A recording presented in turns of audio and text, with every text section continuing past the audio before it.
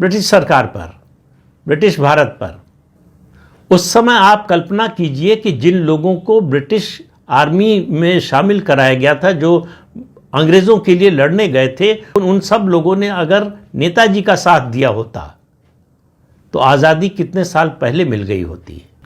लेकिन उससे बड़ी विडंबना यह है कि इस मोपला नरसंहार की, खिलाफत आंदोलन में गांधी जी के शामिल होने की, इन सब की चर्चा इतिहास में बहुत कम आपको सुनने को मिलेगी।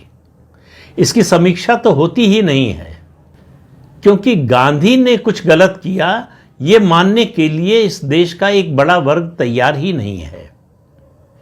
समय बदल रहा है, अब आलोचना शुरू हुई है।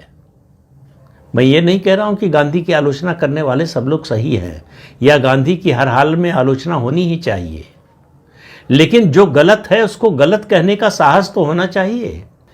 हम ऐसी संस्कृति के लोग हैं जो अपने ईश्वर की, अपने भगवान की भी आलोचना करने से नहीं हिचकते हैं। तो गांधी जी तो सामान्य मनुष्य हैं।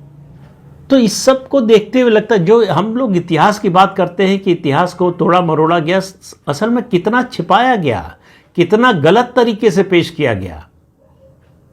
और आज़ादी के 79 साल हो गए, अभी तक वो सिलसिला खत्म नहीं हुआ है, अभी तक वो पाठ्य पुस्तकें पूरी तरह से हटी नहीं हैं। तो ज़रूरी है, समय आ गया है कि भारत के असली इतिहास को पेश किया जाए, उसको सामने लाया जाए, क्योंकि इतिहास अक्सर विजेताओं का होता है। विजेता इतिहास लिखते हैं, अपनी दृष्टि से लिखते हैं।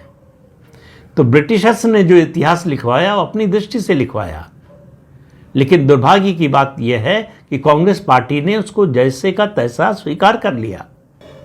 आक्रमणकारियों के इतिहास को मान्यता दी कांग्रेस ने, बल्कि उसको और बढ़ाने और उसका प्रचार प्रसार करने का काम किया। तो इससे आप अंदाजा लगाइए कि इस देश के साथ अपने ही लोगों ने क्या क्या किया है।